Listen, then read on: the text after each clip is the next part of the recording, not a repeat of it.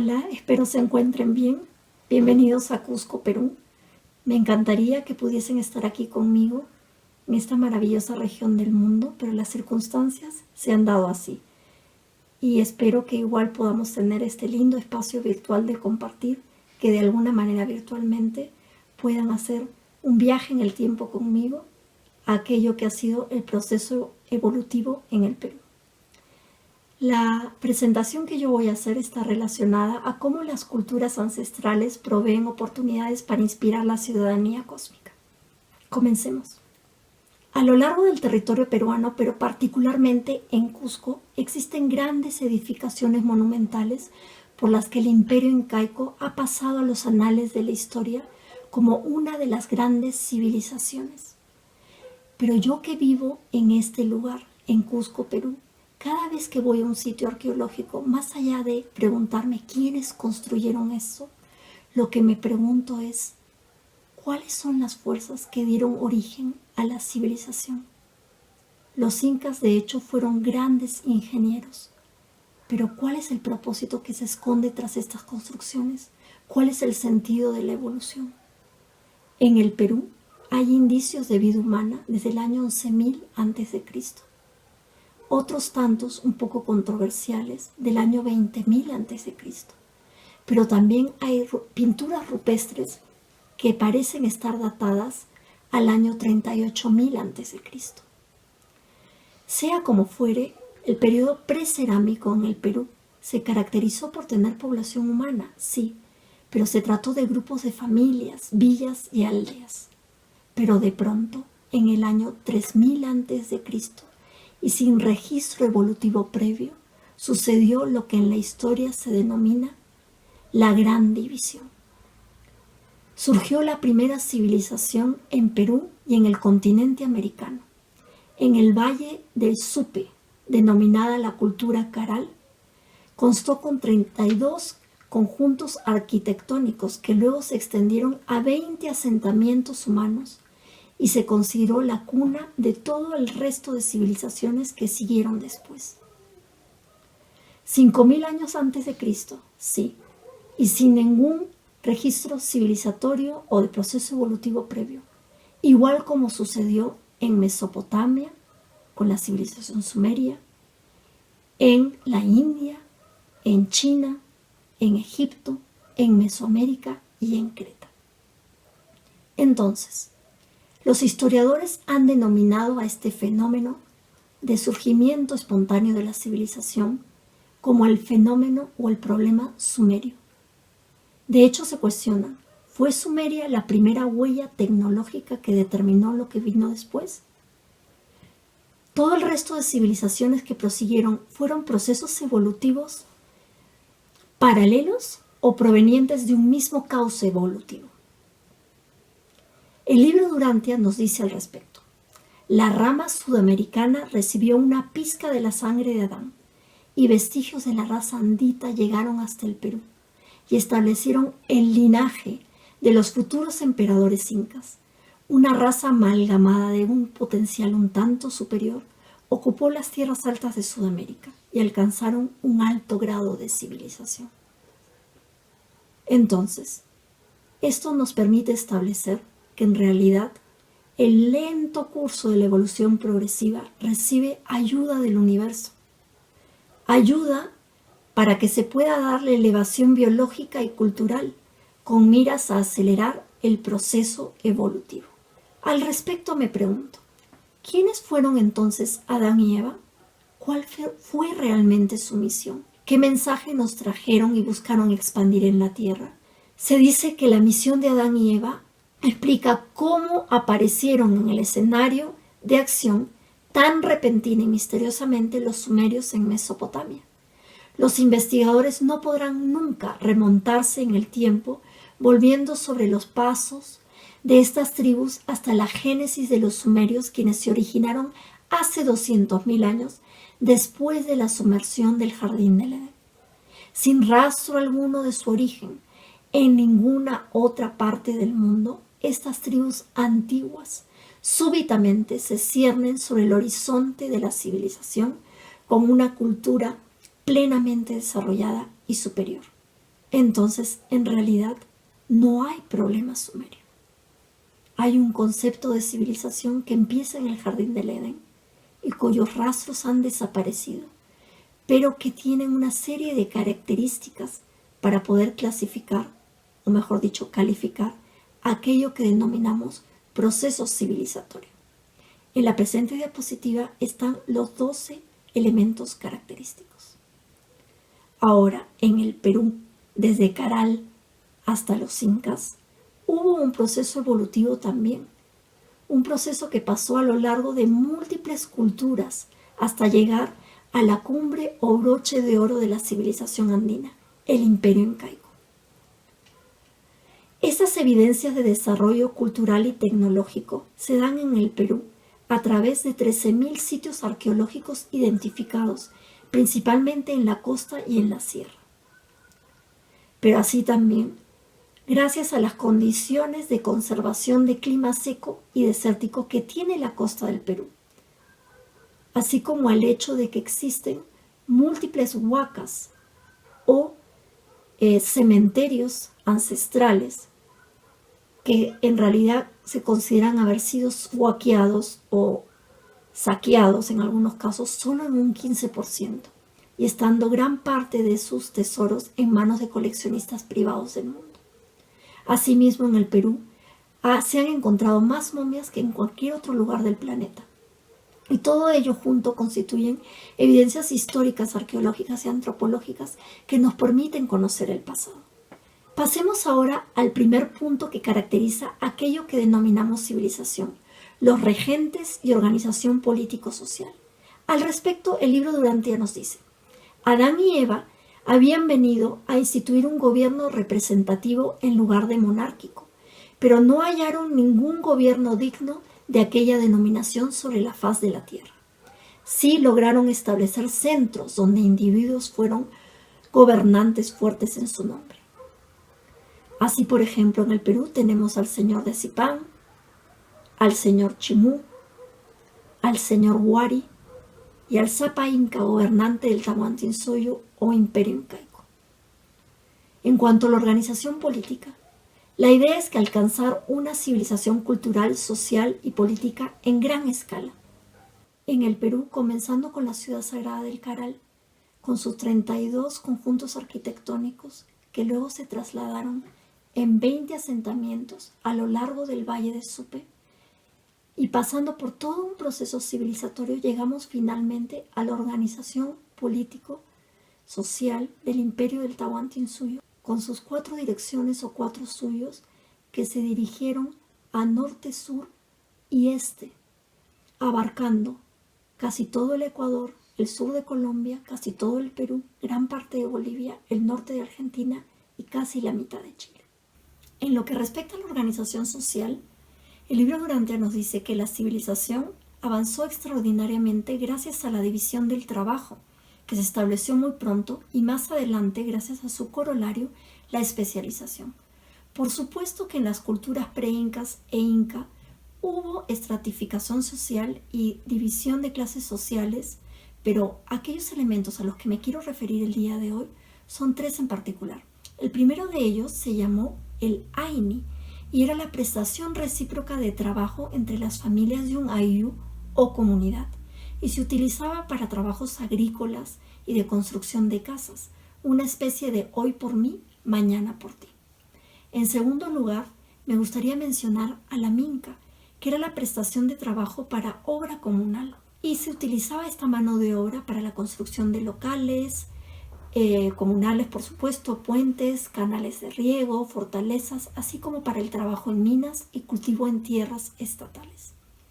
Y en tercer lugar, quisiera mencionar a la mita, que era la prestación de trabajo para el Estado, el trabajo oportunos a favor del Estado imperial en diversas labores. Pero asimismo hay 2 elementos importantes que caracterizaron al Imperio Incaico y que fueron la cumbre de un proceso evolutivo que empieza con la civilización Caral. El primero de ellos es tener la alimentación asegurada para toda su población a través de los principios de reciprocidad entre las familias de un ayllu y de redistribución a partir del Estado. y el segundo fue la organización política y social en colcas y tambos. Las colcas eran centros de almacenaje y los tambos eran centros de redistribución, de manera que se podía prevenir el hecho de que hubiera sequías o catástrofes naturales, inundaciones, con el gran almacenaje adecuado en lugares ventilados y bajo supervisión que había de los excedentes agrícolas a lo largo del imperio. Luego me gustaría resaltar también, en cuanto a la organización social, la importancia de la equidad de género.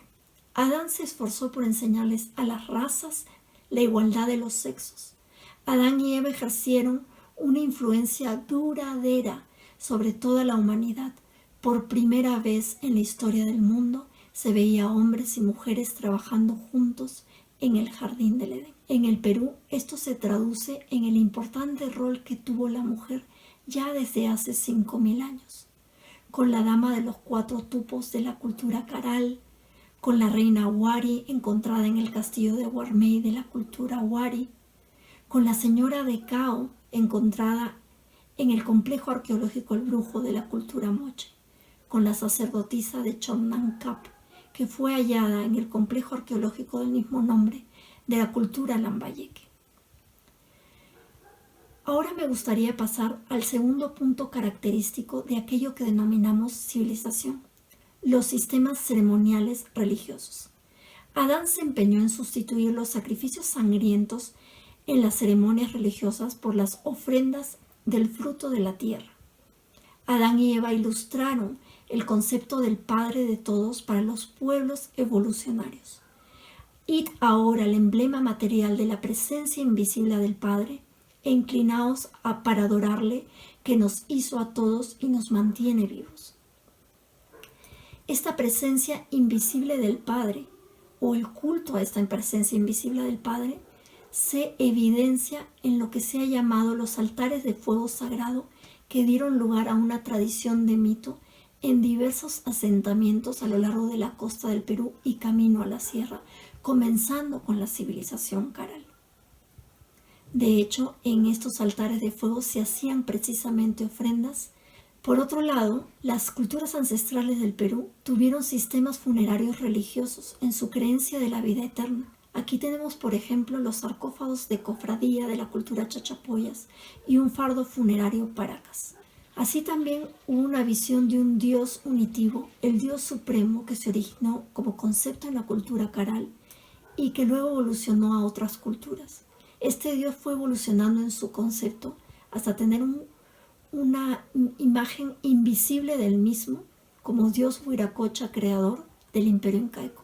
En el Cusco en particular se le identificó con el sol, Inti, y se le construyó templos diversos, como el Coricancha o Templo de Sol, en la ciudad del Cusco. Pasemos ahora al tercer punto característico de la civilización: la educación y los códigos de conducta.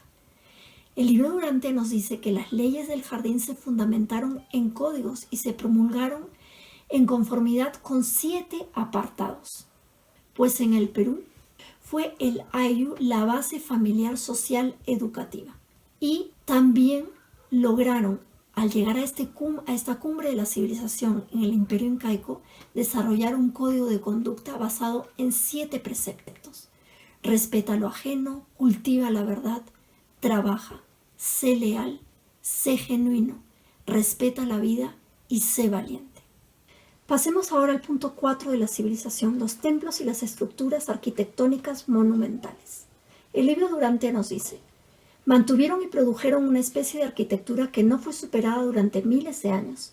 En el centro de la península de Edén estaba el exquisito templo de piedra del Padre Universal, la capilla sagrada del jardín.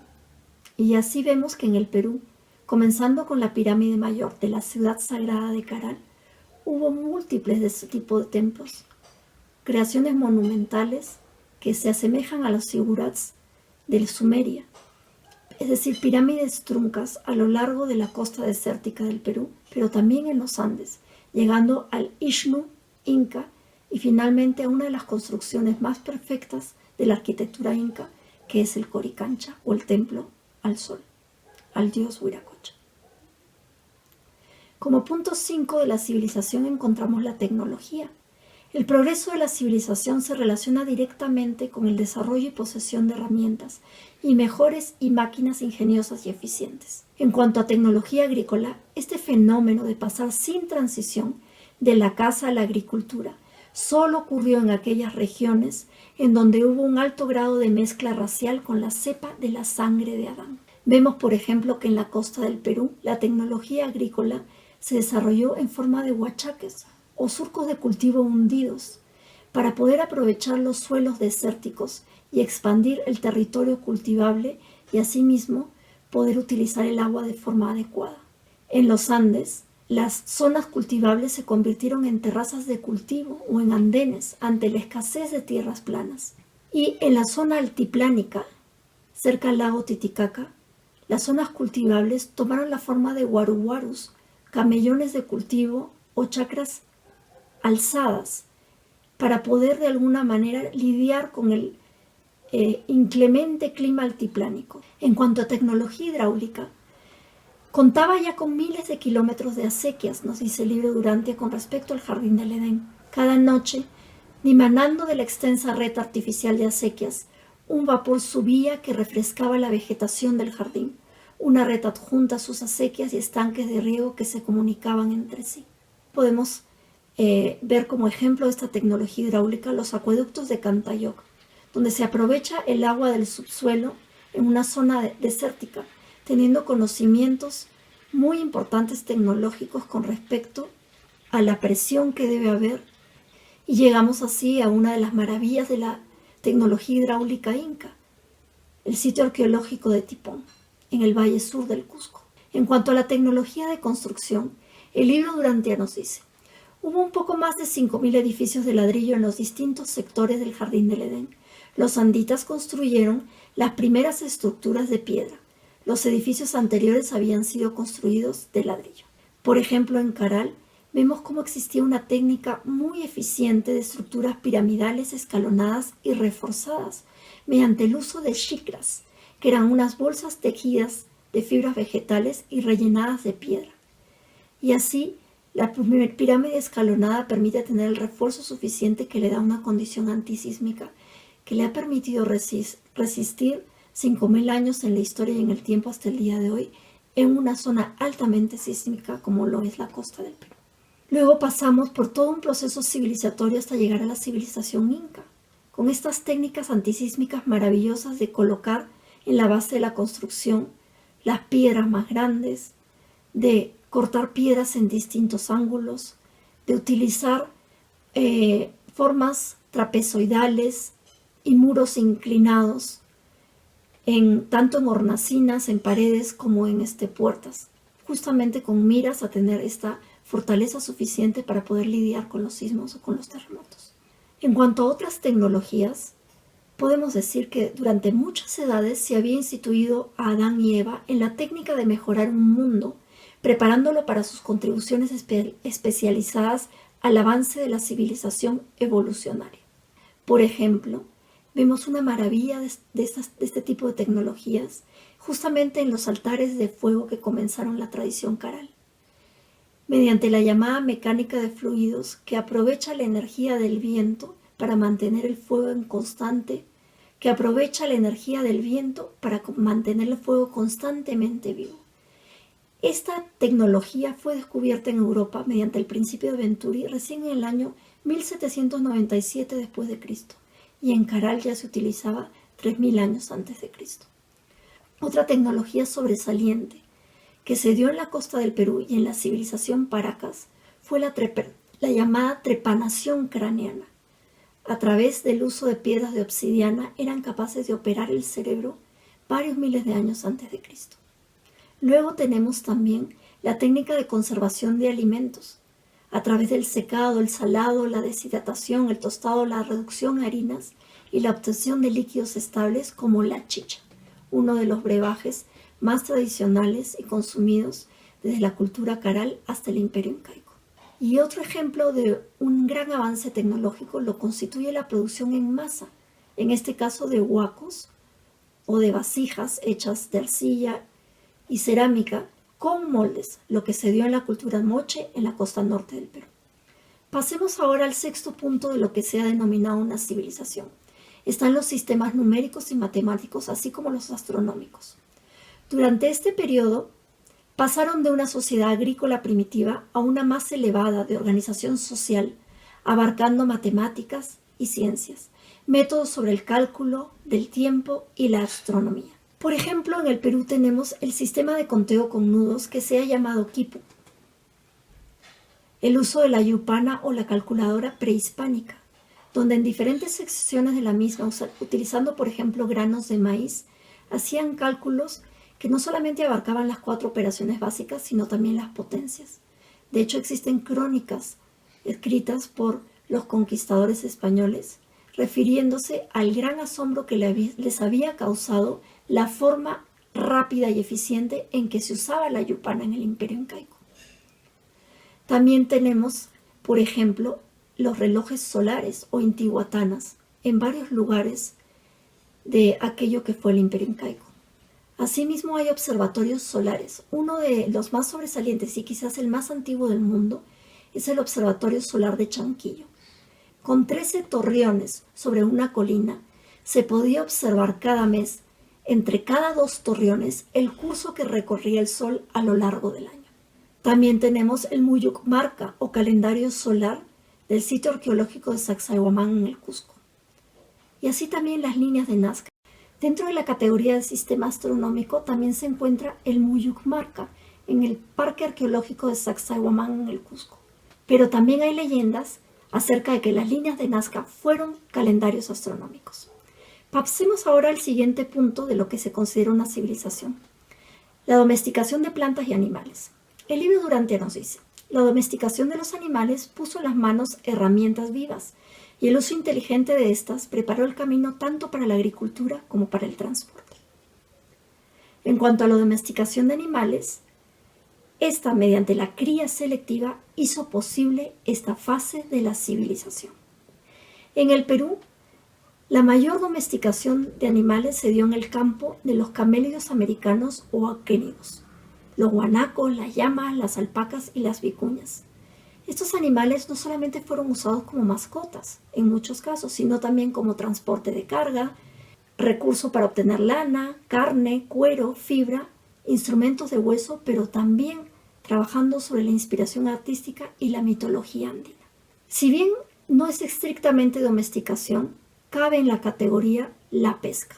Para ella se utilizó el denominado caballito de totora, una embarcación hecha a base de juncos y fibras vegetales que se utilizó en todas las culturas de la costa del Perú, pero también en el lago Titicaca en las culturas altoandinas, que se asemeja muchísimo a los transportes que se usaban en Mesopotamia. En cuanto a la domesticación de las plantas, la domesticación de las plantas fue responsable de esta era y representa el tipo superior de una civilización material. En el Perú hay 3.500 variedades de papas nativas domesticadas y 19 regiones productoras, más papas que en cualquier parte del mundo. Asimismo, en cuanto al maíz o al choclo, hay más de 50 variedades, y tanto la papa como el maíz constituyeron la base de la alimentación en los Andes. Pasemos ahora al punto 8 de la civilización: la alfarería y cerámica, la textilería y metalurgia. Y el libro Durantia nos cita: mantuvieron las artes de la siderurgia, la alfarería y la tejeduría. En un esfuerzo por preservar los secretos de la artesanía, los artesanos expertos trataban de mantener el conocimiento dentro del arte de sus familias. Alfarería y cerámica, la fabricación de vasijas de arcilla. El arte de la alfarería revivió en los tiempos de Adán. Así vemos que desde la cultura caral, con su alfarería sencilla y sin cocción en fuego, pasamos a producción de cerámica altamente tecnológica, con huacos iconográficos y ceremoniales de la cultura chavín, pudiendo observar una evolución del uso del color a lo largo de varias culturas, llegando al máximo de la producción en cerámica, llegaron a hacer los moche mediante sus huacos retratos y escenas pictóricas cotidianas de la vida, y que son de alguna manera fuentes históricas para poder estudiar lo que sucedía en sus tiempos. Y también pasamos, por ejemplo, a los aríbalos, que es esta cerámica de grandes dimensiones que produjeron los incas para conservar particularmente la chicha, hecha a base de maíz. En cuanto a la textilería, no se habían perdido del mundo todas las artes, aún se practicaba la tejeduría en la época del Edén. La materia prima para todos los textiles que se dieron en el Perú fueron tanto el algodón como la lana de los camélidos americanos. Aquellos que lograron realmente dominar el arte del teñido fueron los miembros de la cultura Paracas, porque en sus tejidos se han llegado a observar 190 tonalidades obtenidas a través del arte del teñido. En cuanto al tejido, se usaron diversas técnicas, tramas y simbolismos diversos. Por ejemplo, hay tejidos que asemejan el rayo, la serpiente, el sol y semejantes. De hecho, el tejido más antiguo del mundo ha sido encontrado en el Perú, en el sitio arqueológico de Huaca Prieta, y data de 2500 años antes de Cristo, y evidencia que ya existía el uso del índigo para teñir prendas de fibras vegetales. En cuanto a los tejidos más precisos y coloridos con iconografía y bordado, encontramos precisamente los tejidos de la cultura Paracas. Observen por favor los detalles de estos bordados que se están presentando. Pero también ha habido culturas que hicieron tejidos complejos y cerebrales, tejidos llenos de iconos o iconografía geométrica con una precisión increíble de 120 puntadas por centímetro cuadrado, lo que realmente solo pueden hacer las máquinas de hoy. Y también observamos tejidos muy finos, hechos de lana de vicuña en el Imperio Incaico, particularmente en las llamadas túnicas o uncus que usaba la clase gobernante. En cuanto a la metalurgia, también introdujeron métodos altamente mejorados de metalurgia, y los anditas muy pronto aprendieron a trabajar el hierro, el oro y el cobre también.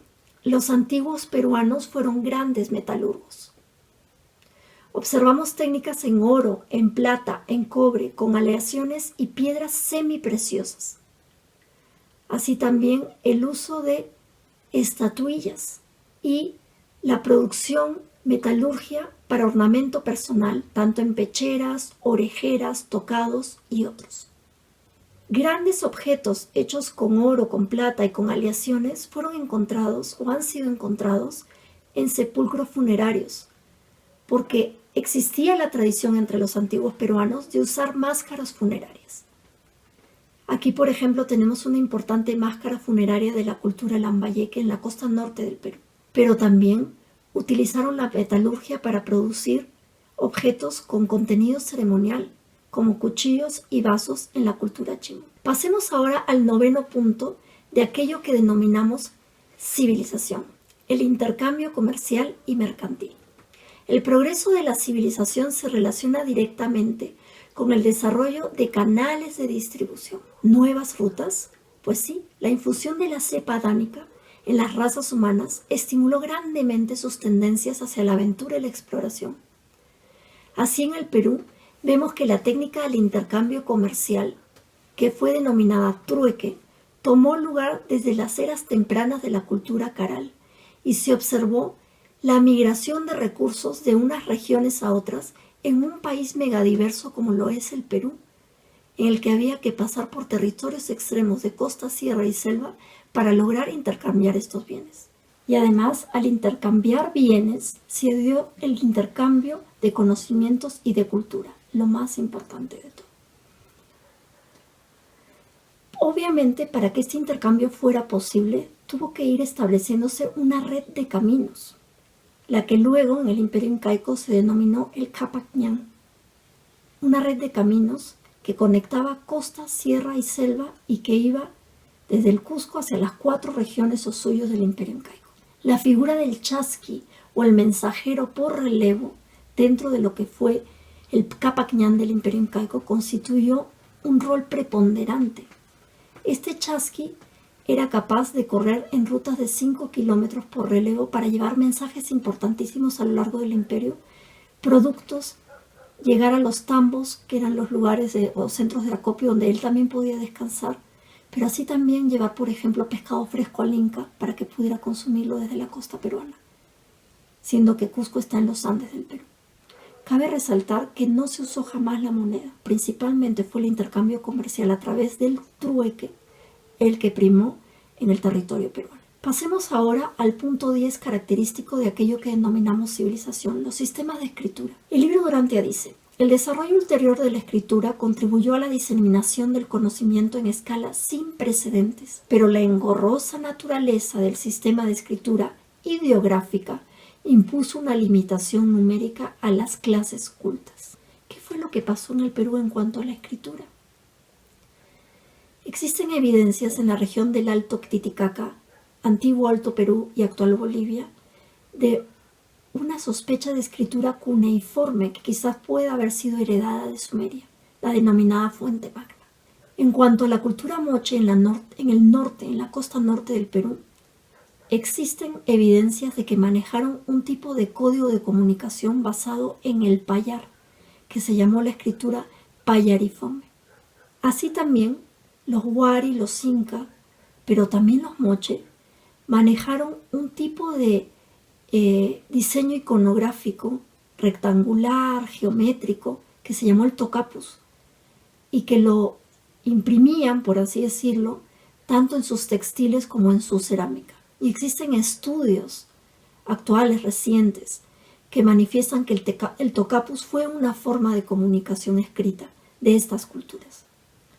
Pero más allá de ello están los quipus no solo como elementos de conteo matemático, sino también como elementos narrativos, a cargo del denominado quipu camayoc, y estos quipus aparecen como constante a lo largo de todas las culturas que se dieron en el proceso civilizatorio en el Perú, desde Caral hasta los incas.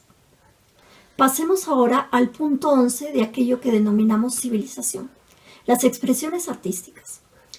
Esta raza introdujo una característica nueva y legado, tan solo imperfectamente comprendida en la experiencia humana, el instinto del esparcimiento combinado con el sentido del humor. Todo arte y genio que surgió más adelante es la herencia directa de la posteridad de Adán y Eva. Detalles arquitectónicos. Y aunque las estructuras del jardín eran sencillas, eran muy artísticas. El jardín cobró nueva forma y asumió nuevas proporciones de belleza y esplendor, una labor real de embellecimiento. Vemos herencias de esta labor de embellecimiento en los frisos, que aparecen como constante en las múltiples culturas que se desarrollaron en el Perú. Una característica o elemento arquitectónico importante dentro del imperio incaico, pero que se arrastra de culturas anteriores, es el uso de la puerta de doble jamba. En cuanto a la escultura, la religión dio origen a mucha cultura no religiosa. La escultura se originó en la fabricación de ídolos. Una especie de ídolo escultórico muy importante es el monolito de Conturhuasi, de la cultura prechavín en Cajamarca, la Sierra Norte del Perú. Pero así también tenemos las cabezas clavas, famosas aquellas que estuvieron en la cultura chavín, pero también los monolitos escultóricos que aparecen en Tiahuanacu, en el altiplano andino actual Bolivia. Pero también tenemos petroglifos ancestrales, por ejemplo aquellos controversiales de Toro Muerto en Arequipa o de la cultura Sechín en Ancash. Y bueno, los muy conocidos megapetroglifos de las líneas de Nazca en la costa central del Perú. En cuanto a la música, los adanitas tenían gran apreciación por la música. A todas las naciones a donde llegaban contribuyeron con música. Entre los instrumentos musicales importantes del antiguo Perú resalta el pututo, que tenía un uso ceremonial para dar inicio a eventos importantes. Pero también hay evidencia de instrumentos musicales de recreación, tanto de viento como de percusión. Las flautas de la cultura caral, con iconografía tallando cóndores y monos, y de hecho construidas a base de huesos de estos animales y evidenciando el gran intercambio interregional que había. La trompeta de la cultura moche, la tinja de la cultura chancay o una especie de tambor hecho de cuero, así como los huacos silbadores de la cultura viking. Pasemos ahora al punto 12, característico de aquello que hemos llamado civilización, el idioma común. Gradualmente los idiomas de las razas ceden el paso a la lengua del pueblo de Adán, La diseminación de la civilización debe aguardar el desarrollo del idioma. En el Perú existió la denominada lengua protoquechua, cuyo origen se da en la región central del antiguo Perú, primero en la costa para luego pasar a la sierra o a los Andes. Y existe evidencia lingüística que muestra que el protoquechua coincide con la época y zona geográfica de Caral. ¿Qué sucedió con el quechua? Este se expandió a lo largo del imperio incaico. Hubo 12 millones de quechua hablantes. Actualmente en Latinoamérica hay 14. Y de esos 14, 4 millones están en el Perú. ¿Civilización? Pues sí. Esta es la esencia de la larga lucha de los pueblos de la tierra por establecer la civilización desde los tiempos de Adán. Desde el punto de vista de la historia, la arqueología y la antropología, antes del descubrimiento de Caral se pensaba que el móvil de la civilización había sido el temor, la conciencia bélica y la necesidad de ataque y defensa. De allí la evidencia de ciudades amuralladas y armas. Pero, tras el descubrimiento de Caral, cuyas excavaciones oficiales comienzan a finales de los años 80 y principios de los 90, en condiciones prístinas, sin contaminación con otras culturas, se demuestra que el móvil de la civilización fue el de construir una cultura de paz a partir de sistemas de complementariedad e intercambio económico, social, político y cultural. Caral fue una civilización de paz por casi 1200 años. ¿Y cuáles son las fuerzas entonces que subyacen a la civilización? Las cepas más puras de esta raza habían conservado la tradición adánica de buscar la paz, desplazamientos con carácter de migraciones pacíficas.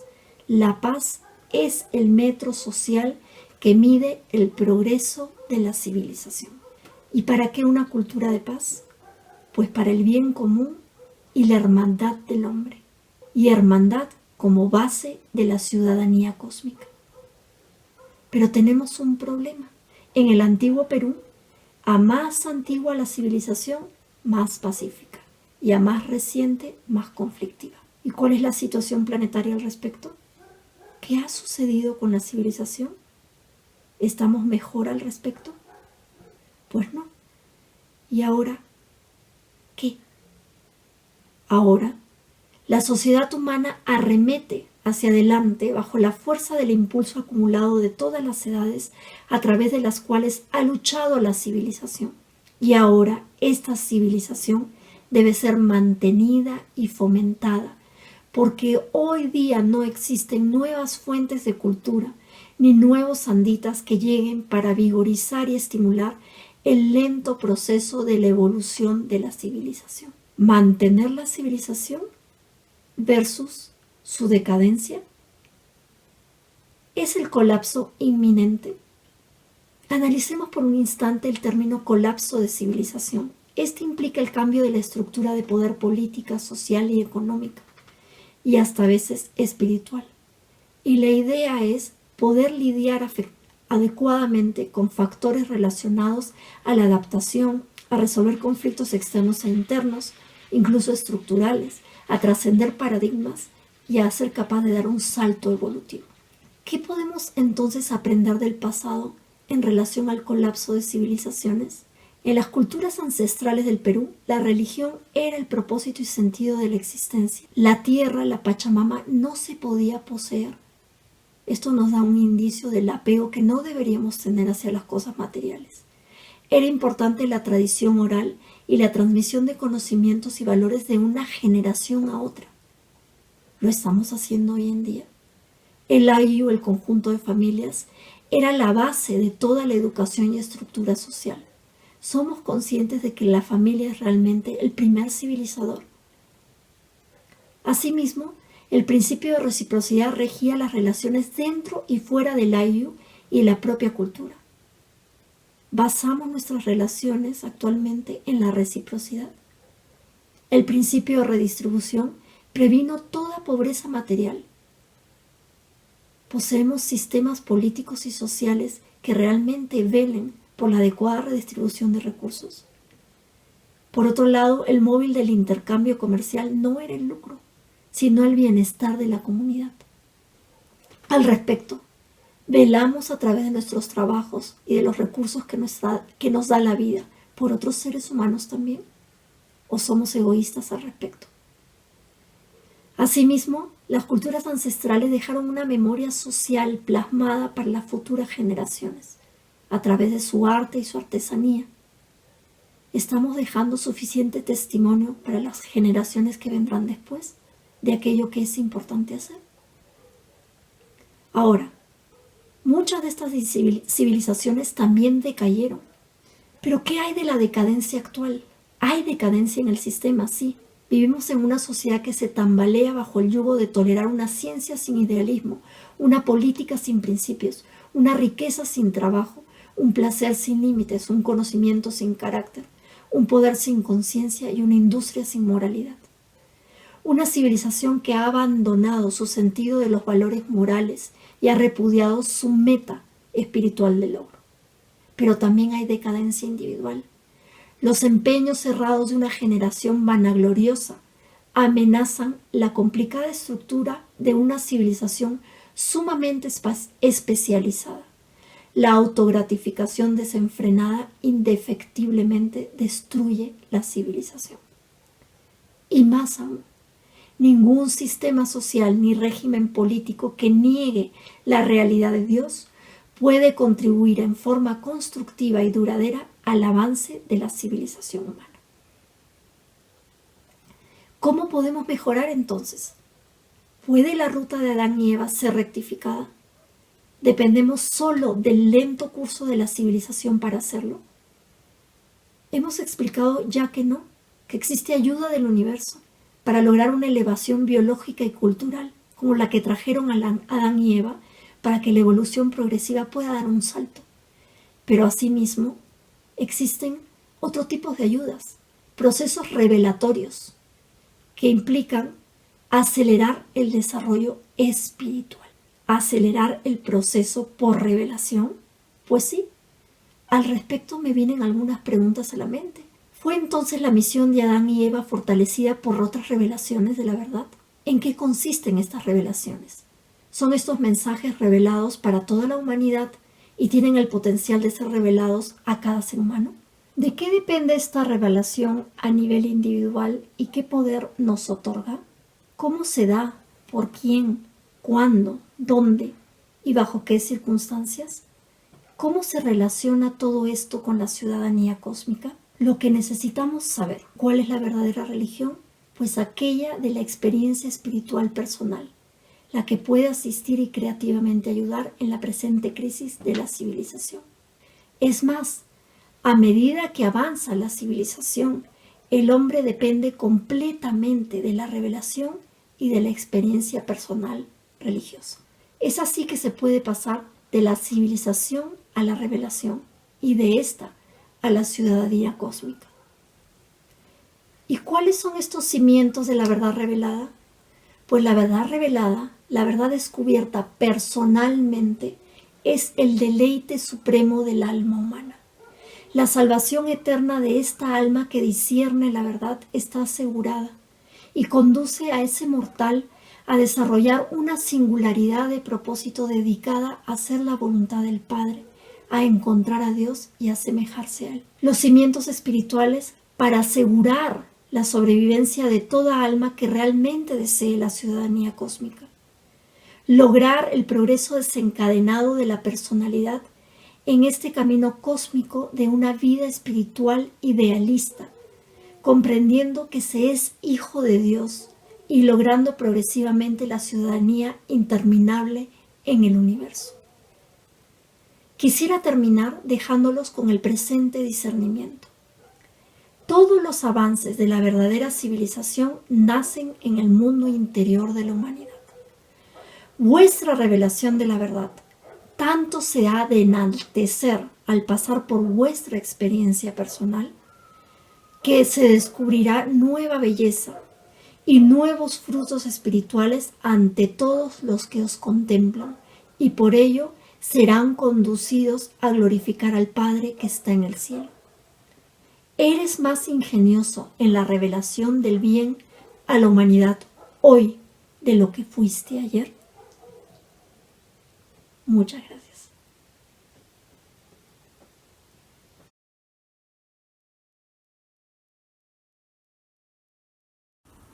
Thank you, Lourdes, for mentioning the importance of getting inside. This insight helps us to freely choose to use our spiritual endowment in order to become one with the Father. The insight to do the right thing at the right moment. What a responsibility, right? Are we really allowing ourselves to be guided by our thought adjusters and the Spirit of Truth so that we can receive such insight? And